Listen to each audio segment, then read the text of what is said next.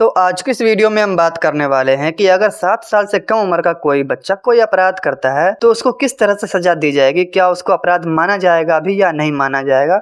और समझेंगे कि यदि कोई व्यक्ति जो मानसिक रूप से अस्वस्थ है और वो कोई अपराध करता है तो क्या उसको सजा दी जाएगी या फिर उसकी सजा माफ हो जाएगी। इन्हीं सब चीजों पर बात करने वाले हैं आज की इस वीडियो में। तो जैसा कि पिछली वीडियो में हमने आईपीसी की धारा 80 तक कंप्लीट कर लिया था और आज की इस वीडियो में हम आईपीसी की धारा 81 से स्टार्ट करेंगे। तो चलिए स्टार्ट करते हैं। सबसे पहले आईपीसी की धारा 81। देखिए आईपीसी की धारा 81 बताती है कि किसी बड़ी हानि को रोकने के लिए जानबूझकर की गई छोटी हानि को अपराध नहीं माना जाएगा, बशर्ते वह नेक नियत से की गई हो। इसको थोड़ा समझ लीजिए अच्छे से कि यदि कोई व्यक्ति ऐसा कोई काम करता है जिससे नुकसान होने की संभावना है, लेकिन उसका उद्देश्य किसी व्यक्ति या संपत्ति को होने वाले किसी बड़े नुकसान को रोकना है, तो उसे अपराधी नहीं माना जाएगा।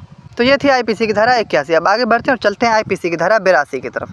देखिए आईपीसी की धारा 82 क्या बताती है। आईपीसी की धारा 82 बच्चों को आपराधिक दायित्व से सुरक्षा प्रदान करती है। देखिए आईपीसी की धारा 82 क्या है कि इस धारा के अनुसार 7 वर्ष से कम आयु के बच्चे द्वारा किया गया कोई भी काम अपराध नहीं है। कानून ये मानता है कि 7 साल से कम उम्र के बच्चे में इतनी समझ या परिपक्वता नहीं होती है कि वह अपने कार्यों के परिणामों को समझ सके या यह जान सके कि वह जो कर रहा है वह गलत या अवैध है। इसकी कुछ खास बात यह है कि यह पूरी तरह से बचाव का तरीका है। अगर किसी बच्चे की उम्र 7 साल से एक दिन भी कम है तो उसे किसी भी स्थिति में अपराधी नहीं ठहराया जा सकता। तो ये थी आईपीसी की धारा 82 के बच्चों को सजा नहीं दी जा सकती 7 साल से कम उम्र का है। तो अब चलते हैं आईपीसी की धारा 82 की तरफ। देखिए आईपीसी की धारा 82 बताती है कि 7 से 12 साल के बच्चे का एक्ट तभी ऑफेंस माना जाएगा जब उसमें समझ हो कि वो क्या कर रहा है। सिंपल शब्दों में बताता हूँ कि 7 साल से 12 साल के बच्चे को ऑटोमेटिक छूट नहीं मिलती। कोर्ट देखेगी कि क्या बच्चे को सही गलत की समझ थी या नहीं थी। अगर समझ थी तो क्राइम माना जाएगा और अगर समझ नहीं थी तो क्राइम नहीं माना जाएगा।